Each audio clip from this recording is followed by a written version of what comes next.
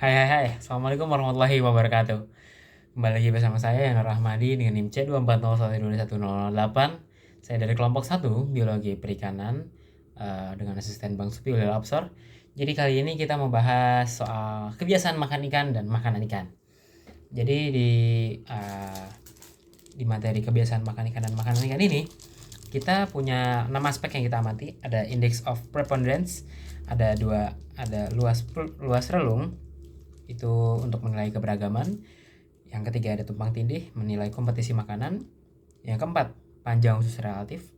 Yang kelima, hubungan volume makanan dengan panjang ikan. Dan yang keenam adalah indeks stomach content. Jadi mungkin gue mau sedikit menjelasin aja soal panjang usus relatif. Jadi kita mau nilai kan di ikan kita itu, dia itu herbivora, omnivora, apa karnivora sih? Dan usus masing-masing ikannya tuh kayak gimana? Usus ikan karnivora tuh gimana sih? Ikan omnivora dan herbivora tuh gimana sih gitu? Umumnya dari yang saya ketahui, usus ikan omnivora atau herbivora itu panjangnya bisa lebih dari 3 kali lipat panjang tubuhnya. Misal ikan ini punya ukuran 20 cm. Nah, 20 cm ukuran tubuhnya ini di ususnya bisa 3 kali lipat atau lebih. Jadi bisa 60 cm sampai lebihnya lagi. Tergantung berbagai spesies juga.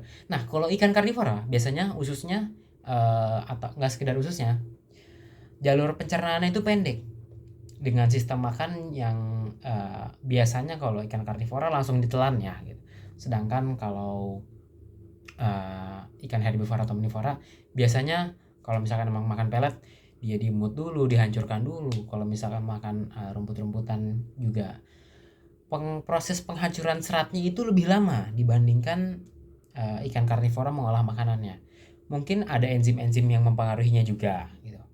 Oke, sekarang kita ke praktikumnya. Jadi prosedurnya itu apa aja sih gitu. Kita ngitung bobot lambung, terus ngitung bobot lambung plus usus. Nah, tapi kalau ini kita balik. Kita jadi tadi ngitung yang masih utuhnya dulu, ngitung bobot lambung dan usus. Kita keringin dulu sebelumnya tentunya. Kita ukur. Tadi punya saya kurang lebih dengan berat 4,8 gram. Hanya 4,8 gram. Lalu bobot lambung cuma 1,9 gram. Terus ada kita menghitung bobot lambung ya, bobot isi lambung ya. Jadi kita kerik isinya, kita belek lambungnya, kita kerik isinya. Jadi kita hitung untuk berat isinya aja. Itu tadi beratnya ada 0,8 gram kurang lebih ya. Jadi kita untuk mengencerkan si isi lambungnya ini, kita pakai Aquades dengan takaran sebanyak 4 kali lipat dari 4 kali lipat bobot si isi lambung ini. Selanjutnya kita pipet dari yang udah kita encerin dengan Aquades, kita letakkan di kaca preparat. Jadi di satu usus dan lambung yang mau kita cek, kita punya 3 ulangan. Dan tiap ulangan punya 5 lapang pandang untuk kita cek identifikasi ada makhluk apa aja sih di dalamnya itu.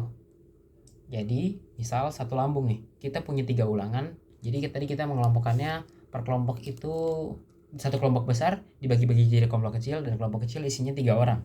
Jadi 3 orang, satu orang itu memegang satu ulangan, dan tiap ulangan itu ada 5 lapang pandang. Jadi satu kaca preparat itu dijajar 3 spot, yang mana satu spot itu ada satu ulangan, dan satu ulangan itu kita cari 5 spot kecil lagi, itu sebagai lapang pandang 1-5. Nah, setelah itu kita amati per lapang pandangnya per orangnya menggunakan mikroskop. Kita identifikasi selanjutnya, kita identifikasi ada apa aja sih tadi gitu. Ada Ampiro apalah, atau ada Tricera apalah, atau Discus apa. Lalu setelah kita identifikasi, kita catat berapa sih jumlah mikroba atau makhluk yang ada di setiap lapang pandangnya itu, dan kita hitung berapa persen gitu. Ada berapa persen sih dari keseluruhannya. Terus jangan lupa kita dokumentasi juga ya. Kita dokumentasi tiap lapang pandang dari tiap ulangan. Jadi tadi ada 4 kelompok sedang, 4 kelompok kecil yang memegang 4 lambung, dan tiap kelompok itu ada 3 ulangan kali 5 lapang pandang. Jadi 15 foto per kelompok kecil kali 4 ada 60. Jadi kita ada 60 foto dokumentasi mengenai isi lambung ini, paling sedikit gitu. Jadi praktikum kali ini itu beda sama yang sebelumnya. Sebelumnya mungkin terkesan gabut, yang hanya ngitung telur atau ngukur ukuran diameter telur. Kali ini kita mengidentifikasi makhluk-makhluk yang ada di dalam lambung ikan untuk ngecek di mana sih dia biasanya makan tuh, di perairan dangkal kah, di perairan dasar kah gitu. Terus kebiasaan makannya juga gimana, itu kita bisa menilai dari situ ya, menilai habit ikannya gitu. Mungkin cukup sekian dulu untuk micro teaching kali ini. Apabila masih ada kekurangan, itu datangnya dari saya. Apabila ada kelebihan, itu datangnya dari Allah Subhanahu wa taala. Billahi taufiq wal hidayah. Wassalamualaikum warahmatullahi wabarakatuh. Sampai jumpa di micro teaching selanjutnya. Selamat